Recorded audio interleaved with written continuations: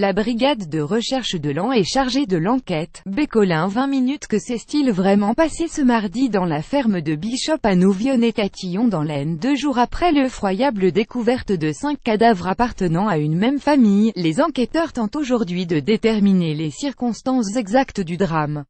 Les gendarmes de la section de recherche d'Amiens et de la brigade de recherche de Laon, saisis de l'enquête pour homicides volontaires aggravés, ont réalisé de premières auditions. Ils ont indiqué ce jeudi à 20 minutes que la piste du différend familial était privilégiée.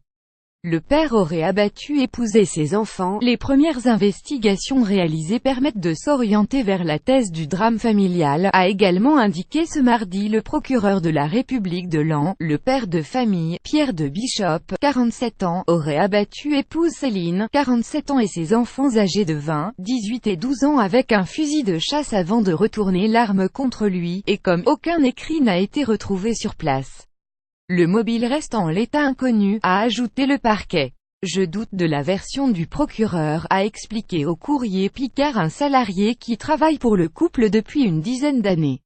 Il n'était pas comme cela. Il lui était impossible de faire cela, à sa femme, à ses enfants, des problèmes financiers ou un règlement de compte. La gendarmerie a toutefois indiqué à 20 minutes que toutes les pistes étaient étudiées. La thèse du règlement de compte aurait ainsi été évoquée. On entend dire qu'il aurait congédié un de ses employés roumains et qu'il aurait reçu des menaces aurait confié une source proche du dossier au Courrier Picard. Un des salariés, qui a découvert les corps, a réfuté cette hypothèse auprès du quotidien. Il fallait que cela tourne, c'est normal d'être exigeant avec le personnel dans ce métier, mais c'est n'importe quoi de penser à cela, plus grand que à lire aussi les corps de 5 personnes retrouvées dans une maison. D'autres auraient évoqué des problèmes financiers rencontrés par le couple. Là encore, des proches de la famille remettent en question cette thèse. Le couple n'avait pas de problème d'argent, et venait même d'acheter plusieurs centaines d'hectares de terrain, a déclaré une proche de la mère de famille, qui s'était rendue devant le domicile familial mardi.